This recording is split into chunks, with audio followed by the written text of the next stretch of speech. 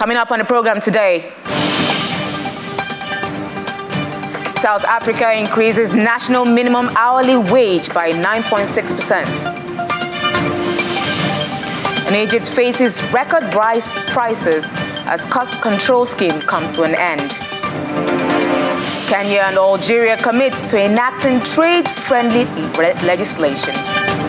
Hello and welcome to Business Incorporated. I'm Will Ibong. As always, we'll check in on the market, starting with Africa, where trading was mostly negative at intraday. Only the NGX was up slightly, 0.19%, after a rebound from yesterday's negative close of 0.06%. Meanwhile, the JSE in South Africa fell more than 1%, more than 0.5%. Also, the exchange in Egypt dropped almost 1% at intraday, while Nairobi Securities Exchange closed Tuesday in the red. Now we'll move over to the Middle East, where sentiments were negative at intraday. The Abu Dhabi index traded 0.37%. Dubai was down 0.67%, and still within the region we see Saudi and the Qatari indexes down 0.98%, almost 1% down. Qatari was down almost 0.5%, 0.48% to be precise. Now in the EU, Germany has been making efforts to enter an energy transition and rely more on renewable energy. The economic minister is throwing weight behind a smooth and clean transition away from fossil fuels. But how far is Germany with these plans? For this, let's talk to Warda Imran from Deutsche Welle in Berlin. Warda, there have been discussions and deals around green energy in Germany. What is the latest now? Well, the Green Party is part of Germany's coalition government, so energy transition has been a major topic in the last year. The Federal Economy Minister, Robert Habeck, is pushing ahead with plans for the country to become greener. A big issue has been energy sources, especially with Germany seeking alternatives to Russian energy. That has forced Germany to turn to coal energy.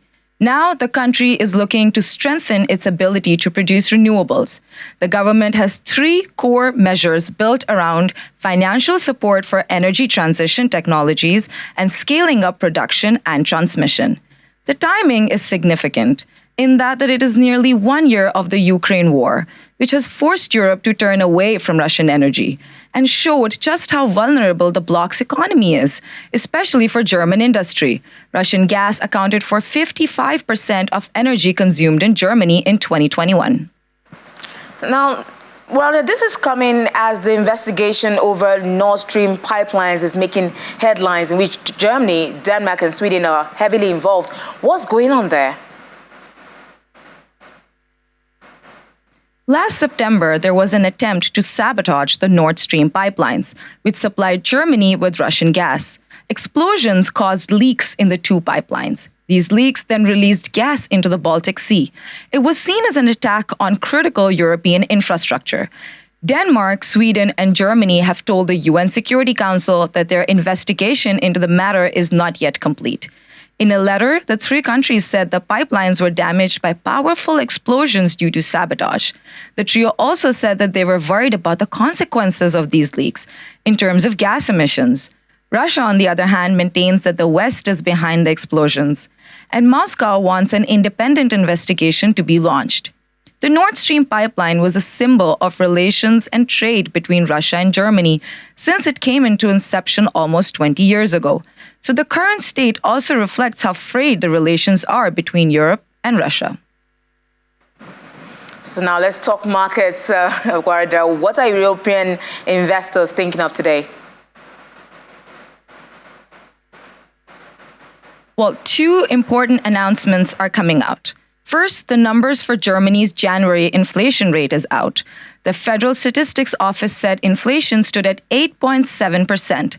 This is a rise from December inflation, which stood at 8.1%, indicating rising prices. The second important announcement is from the German IFO Institute on German Business Climate Index, which is an indicator of economic developments and performance. Although the German central bank, Bundesbank, is still pessimistic about the German economy's state in 2023.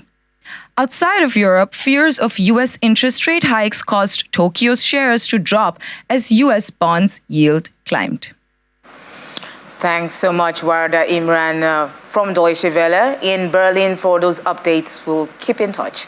Now, stocks in Asia Pacific closed low on Wednesday after Wall Street's sharp losses overnight, and New Zealand's central bank continued to hike its benchmark interest rate. The Reserve Bank of New Zealand hiked rates by 50 basis points to 4.75%, the highest in over 14 years. That's to tame inflation. In Australia, we see the S&P and the ASX 200 closed 0.3% lower.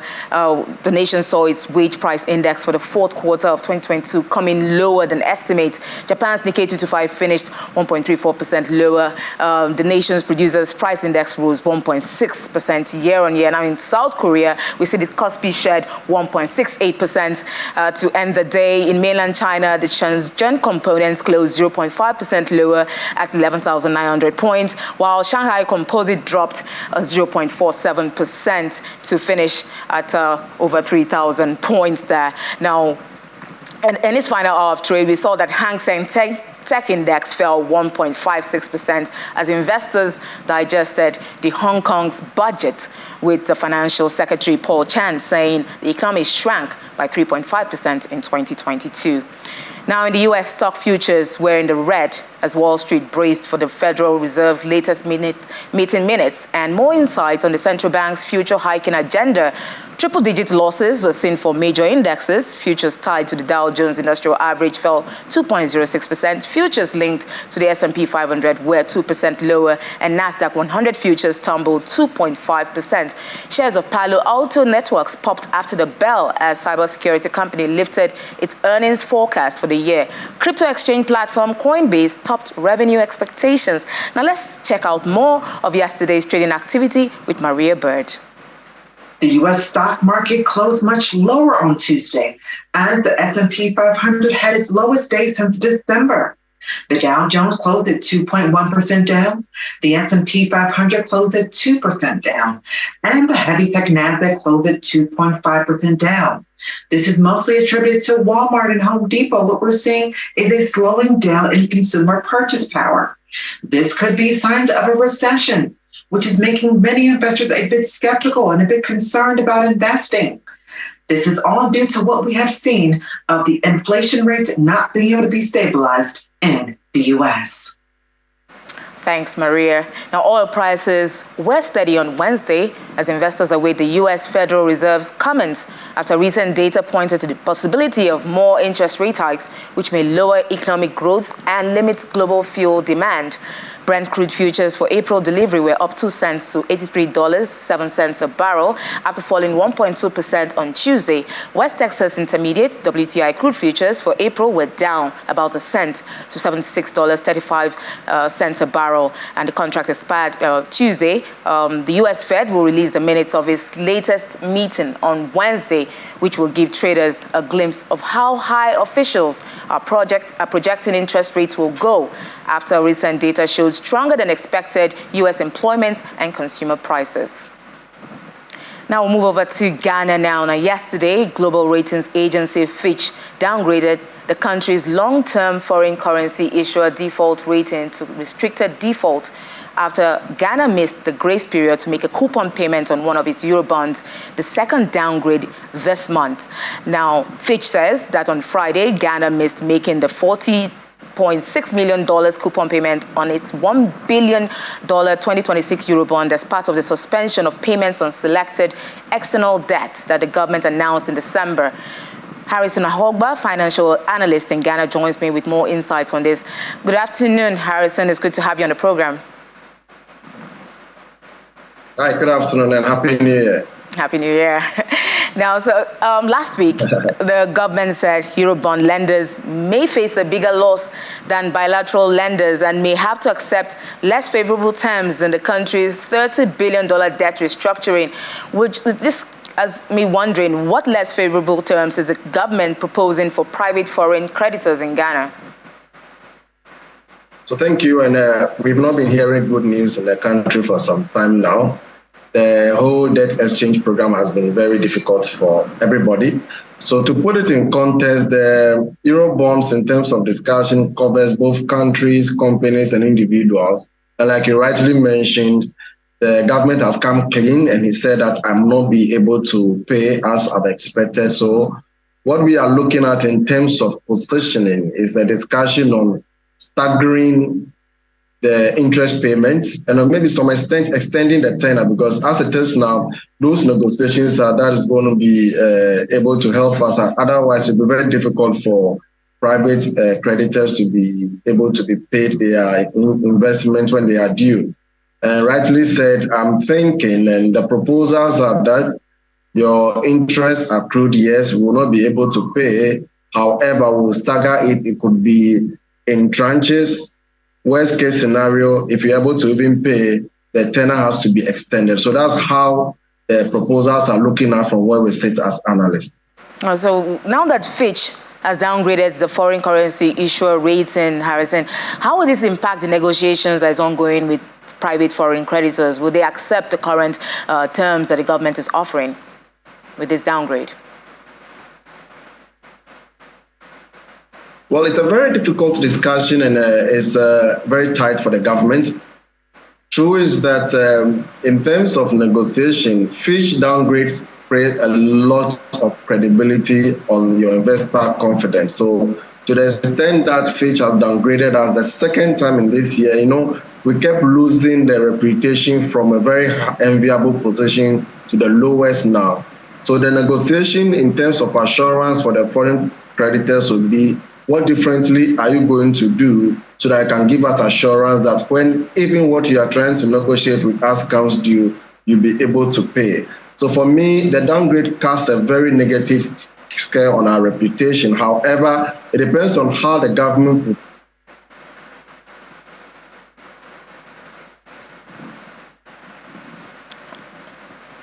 itself to see what it can do to convince them. I'm going to do to assure you to come out from the forget that the government has set a target to set posture by 2028. So the question is, what are you doing now towards achieving that, to give the investors the confidence that even though you are downgraded or you are downgraded, you should be able to put in a certain posture to convince us that you'll be able to live up to your expectation. So we do know that individual bondholders have been they've been unhappy recently, and we did hear news of picketing that was supposed to start on Monday. Did that happen? And what's the outcome of that? Is it ongoing, or was it, clamped down? So for some reason, negotiations are going behind the scene. We saw the pensioners picketing for a very long time, and their demands were met somehow by the finance ministry and the government. For the individual bondholders, there are a lot of consultation going on. The picketing did not really happen as expected, but what they are trying to do is more of consultation, because the timeline for the IMF deal is approaching very fast, and the posture is also important. So the picketing by the individual bondholders have not started yet. Even though they have spoken to the police and all, I think there are a lot of negotiations happening behind the scene to give a very creditable relationship, so that at least the downgrade will not be further worse than it is now. It does seem that the government is working really hard there. But do you think Ghana is running out of time to secure the IMF $3 billion loan facility? And what are the implications of this if it does not secure this loan? IMF have appointed an advisor. So by the appointment of an advisor, it presupposes that they have confidence in some of the processes and procedures being done currently.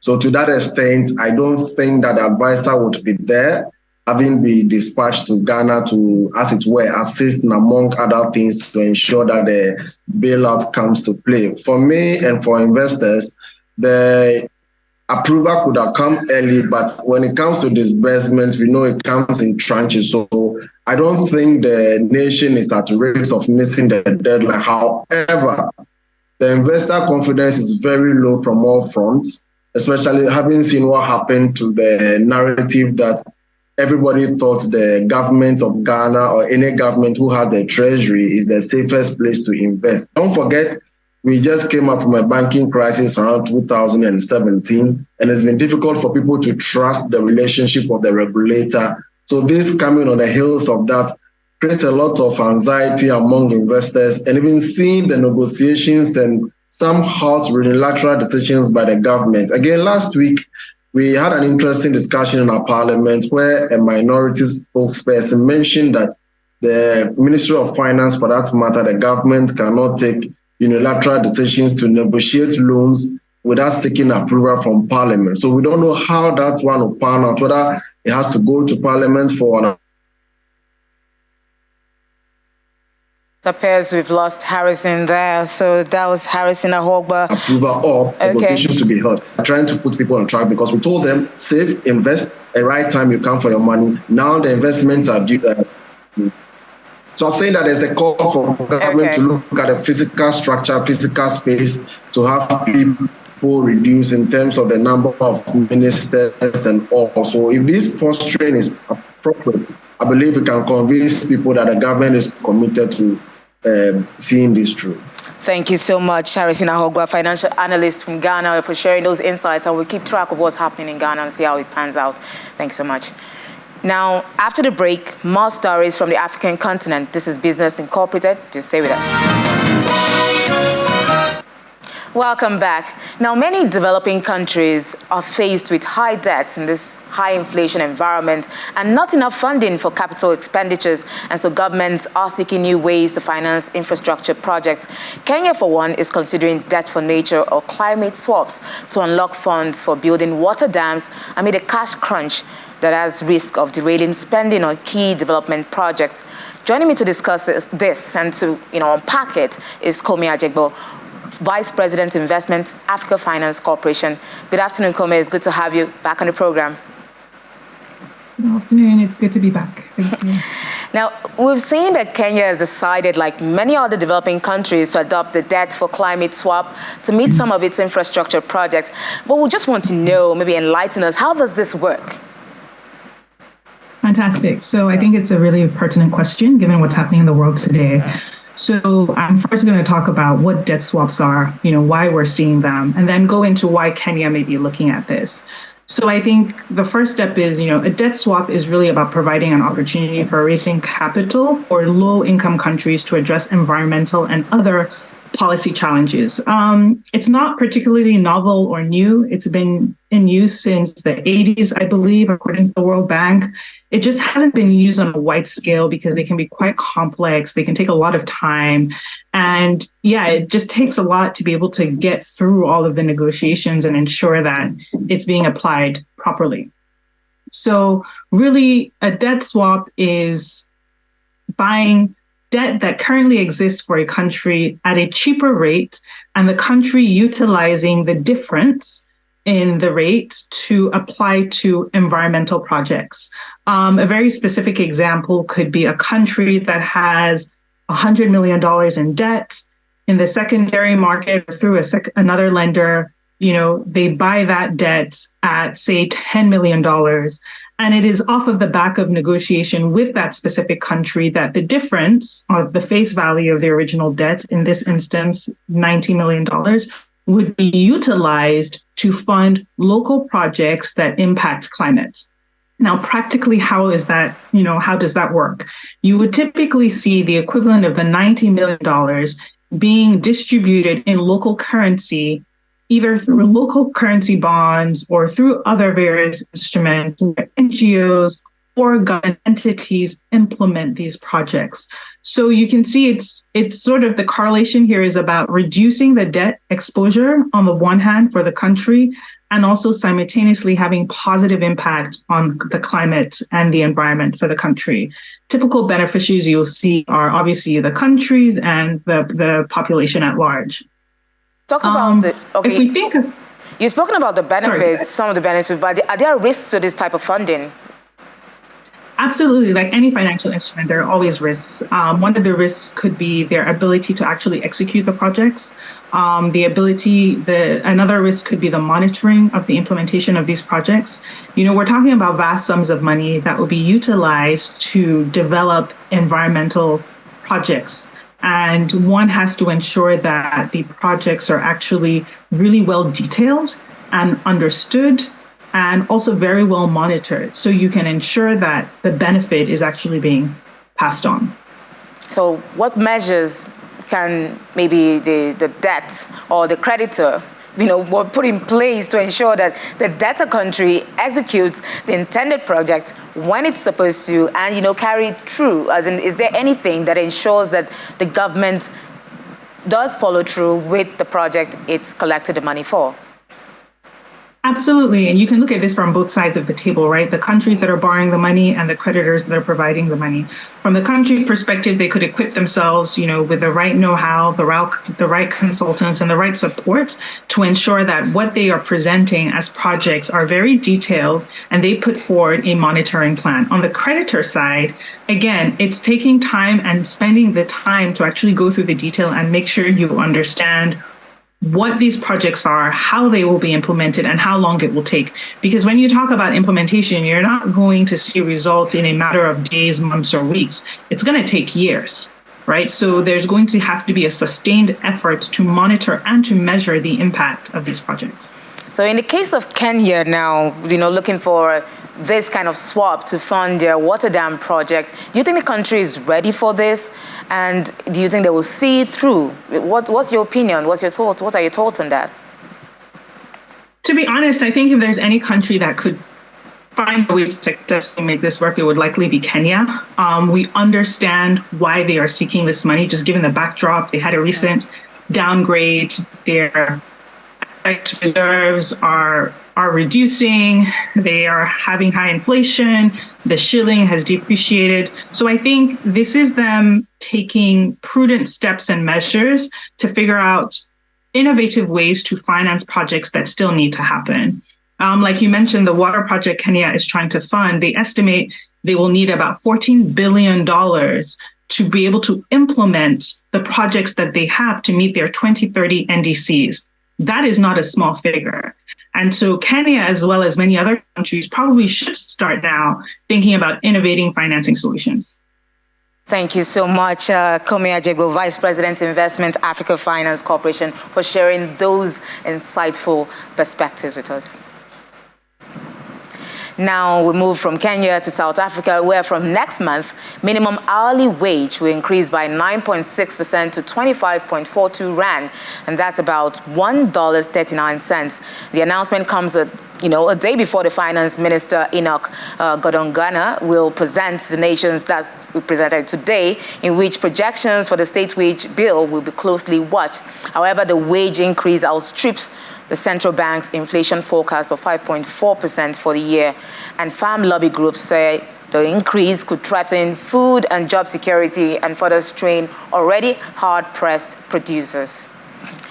Now, Egypt has ended a 3-month government price-fixing scheme for rice, a very common staple in the country. With Ramadan fast approaching, the decision has left the country's 104 million people contending with record-high prices. The scheme was launched in November in a bid to shield Egyptians from the effects of increasing inflation on their most essential food item. However, it was unpopular among rice sellers who argued the fixed prices were too low for them to make a profit. A cabinet meeting will be held later this week to determine whether the scheme will be renewed or not. Now, Kenya and Algeria lawmakers have committed to exploring legislation that will allow trading among the two countries. This was made known at the inaugural meeting between Kenya and Algeria Parliamentary Group in Algiers, the capital city.